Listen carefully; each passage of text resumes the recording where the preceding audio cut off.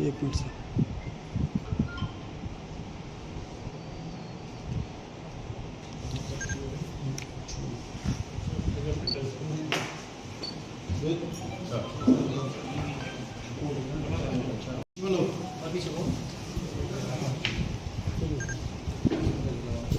पीछे नहीं है,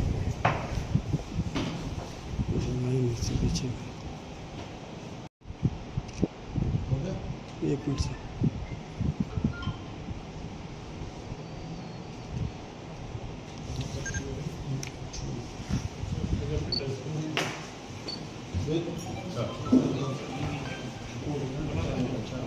ये दिनांक 16/6/2025 को थाना क्षेत्र चौरी चौरा में एक मर्डर का मुकदमा पंजीकृत हुआ था, जिसमें वादी धर्मेंद्र के द्वारा उनके पिताजी का 10 नामजद व 4 अज्ञात लोगों के द्वारा विवाद के चलते हत्या करने की तहरीर प्राप्त हुई थी। तहरीर प्राप्त होते ही तत्काल मुकदमा पंजीकृत कर इसकी विवेचनात्मक कार्रवाई प्रचलित थी। जो नामजद आरोपी थे, टीम्स के द्वारा नामजद आरोपियों को हिरासत में लेकर के उनसे पूछताछ की जा रही थी, लेकिन पूछताछ के दौरान जो भी घटनास्थल है उसके निरीक्षण एवं जो साक्ष्य संकलन आ रहा था, उससे जो भी नामजद आरोपी थे उनके खिलाफ हमको कोई ऐसे साक्ष्य नहीं मिल रहे थे जिससे हम कह सकें कि वह नामजद आरोपी इस हत्या के केस में सीधा सीधा हमको लिप्त दिख रहे थे।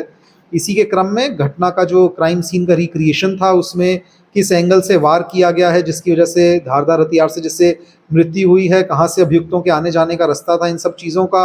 जब एनालिसिस किया गया तो उसके क्रम में जो भी वादी के द्वारा तहरीर दी गई थी और उसमें लोग नामजद किए गए थे, उनके खिलाफ कुछ ठोस हमको साक्ष्य नहीं मिल रहे थे, जिसके क्रम में टीमों के द्वारा फर्दर हमारा इसमें साक्ष्य संकलन किया गया। अंततः हमारे पास जो भी प्राप्त साक्ष्य थे उसके क्रम में जो वादी मुकदमा धर्मेंद्र थे, उन्हीं से जब पूछताछ की गई और अन्य परिवारीजनों से पूछताछ की गई तो उसमें जो हमको डिस्क्रिपेंसीज लग रही थी, उसके क्रम में आगे विवेचना करते हुए हम लोगों के सामने ऐसे सबूत आए जिसके माध्यम से हम फाइनली इस केस को वर्कआउट कर पाए और वादी मुकदमा धर्मेंद्र स्वयं ही इस केस का आरोपी निकला। उसी के द्वारा अपने पिता की धारदार हथियार से हत्या की गई थी। उसके द्वारा अपने घटना में अपने आप की इन्वॉल्वमेंट और घटना का अभियुक्त होना स्वीकार किया गया है। उसी की निशानदेही पे जो आला कत्ल है उसे बरामद किया गया है। इसके क्रम में अभी तक के प्राप्त साक्ष्य के अनुसार धर्मेंद्र को गिरफ्तार करके माननीय न्यायालय के समक्ष प्रस्तुत किया जा रहा है और जो भी लोग नामजद हैं उनके खिलाफ, क्योंकि अभी तक हमको कोई भी ऐसे तथ्य नहीं मिले, उनमें से किसी की भी गिरफ्तारी नहीं की जा रही है।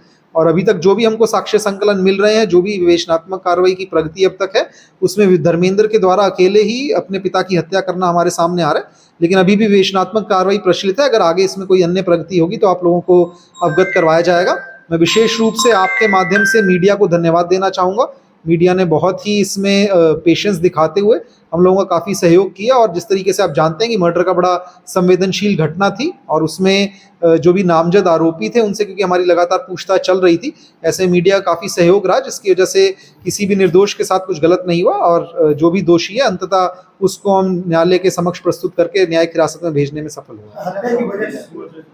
देखिए, हत्या की जो वजहें इनके द्वारा बताई गई हैं, इनका परिवार में विवाद चल रहा था कि धर्मेंद्र का कोई सीधा आय का स्रोत नहीं था। वे अपने पिता पे ही आय के लिए पिताजी पे ही निर्भर थे और इसको लेकर के घर में कई बार विवाद रहता था। अभी घटना से कुछ दिन पूर्व ही इनका घर में काफ़ी ज़्यादा विवाद हुआ था अपने पिताजी के साथ और जिस दिन रात्रि में पिता की मृत्यु हुई है उस दिन रात को भोजन के समय भी इनका काफ़ी विवाद रहा था। तो जो पारिवारिक झगड़ा था इनका, उसके क्रम में उसी से रोष में आकर के इनके द्वारा बताया गया कि इनके द्वारा घटना की गई।